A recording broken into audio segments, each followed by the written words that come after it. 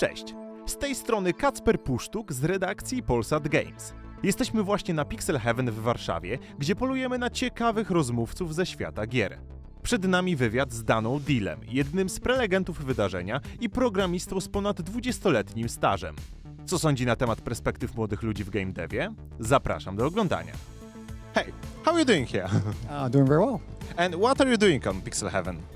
I was giving a session this morning about your dream job and how to get your dream job and some tips and my dream job is in gaming and I was here explaining that. Mm-hmm.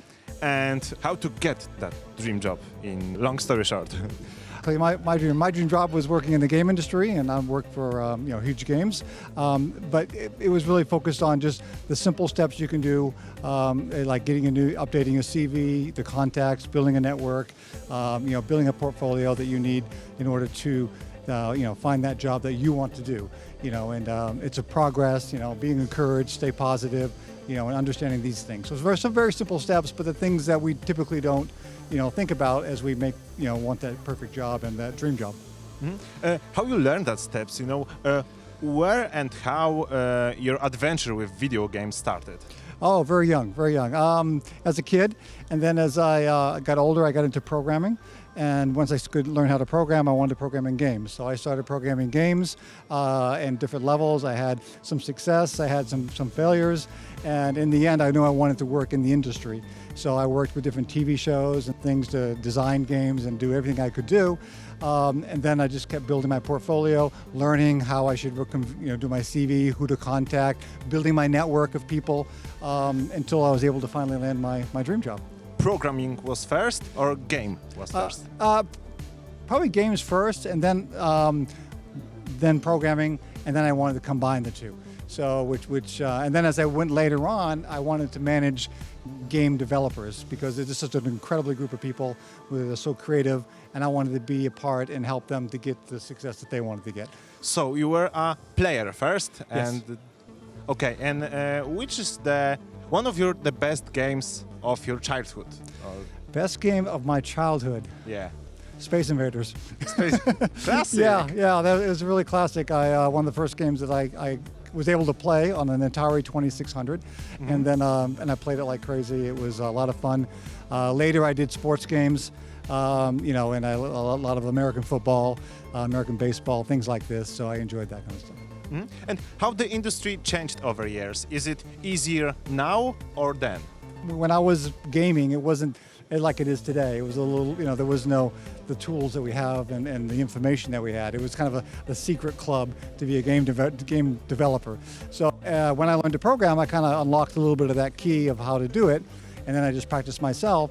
And then as I progressed, we got all the tools you see today and all. That's why we have all the exciting games we can play today and things like that. It's definitely easier now to make a game because of, like I said before, all the social media, the tools. One of the problems that I had when I was making my games was I had no way to publish it. And it was very difficult to get people to know about the game. And what I thought was I had great games, but they didn't really do very well because we didn't have any publication. So I think that's probably the biggest thing is we have a way to make the game using all the great engines we have today, and then B, we have a way to through social media, through the outlets like yourself, to be able to promote these games, and even like Huuuge is a publisher as well. So there's so many publishing companies out there. So nowadays, young game developers have no excuses.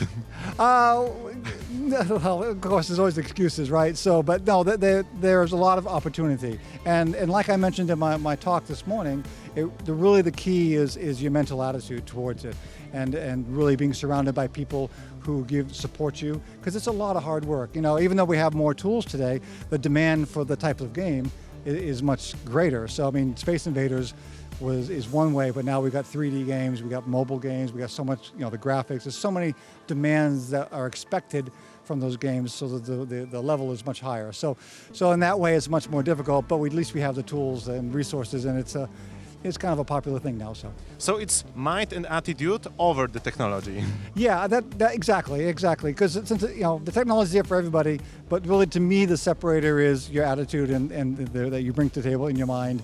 Because even if you're lacking in some of the skills, you can overcome that with attitude, and that's what I did. So. And today, how difficult is to start working in game dev?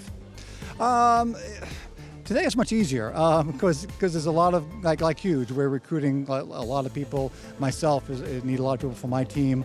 So it's just really building I think it's actually the opportunity is more, but actually the competition's more. So in that way, the competition it's actually harder. But there's so many games out there that companies that really need developers. I think it's actually quite more easy today than it would be maybe 10 years ago. And which way is better, to be a indie game dev or a triple A programmer? It depends. It really does, because it really depends on what you want to do. And again, I said that in my speech this morning, is that whatever you're most comfortable with. If you're comfortable with a big title that you want to get behind and how you want it to be branded, and what you're proud of, what you put into, then maybe a AAA title is for you. Maybe you want something that's in the middle, or you want to be a startup, an indie. You think it's really exciting. You want to be on the cutting edge of something new, and then that would be what you'd want. So it really depends on the individual. And which is harder? I think they're really the same. They offer different challenges. So I couldn't say one or the other is easier or harder, to be honest with you. They're both hard in that regard. Okay, totally understand. What is your most important advice to young developers? Attitude really is, and I keep coming back to that. But have the right attitude. Prepare yourself for the challenges. Know what employers are looking for in the game industry. And so prepare yourself for that, and then just go get it. I mean, really, the jobs are there for you, but you got to go get it, prepare, and with the right attitude, and you'll get it. You really will. Now I'm a walking testimony of that. The dream jobs are there.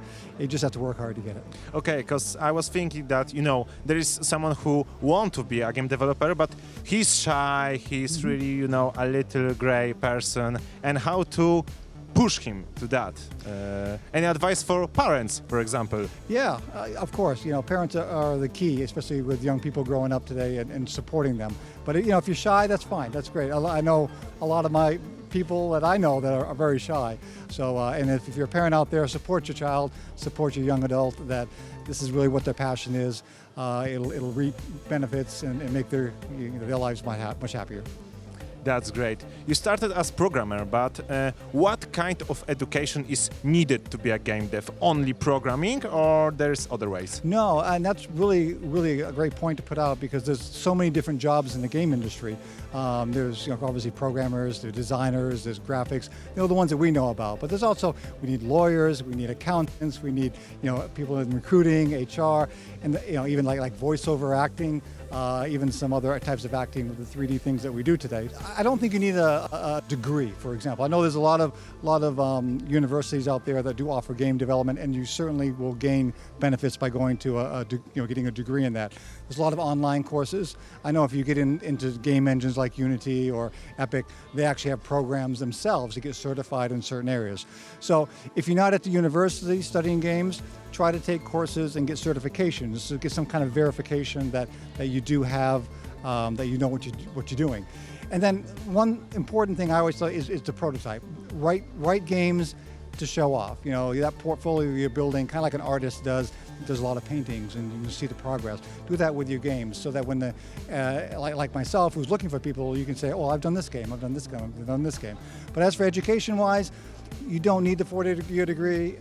There's a lot of ways to learn on the internet today, and just go for it. So. Okay, so the last question, and kind of favor. Is there something you want to tell young people who are thinking about being game dev, but they are not quite sure? And if you could tell us to that camera. Sure. My number one advice is kind of what I've said all along, is if it's really something you want to do, to be determined. Don't let rejection along the way discourage you. Keep focused on your goal, and have a positive attitude, and try to surround yourself with people with like mind, so that during those tough times they'll help you get through to the end result. So that would be my advice to anybody out there who's just trying to get into the industry.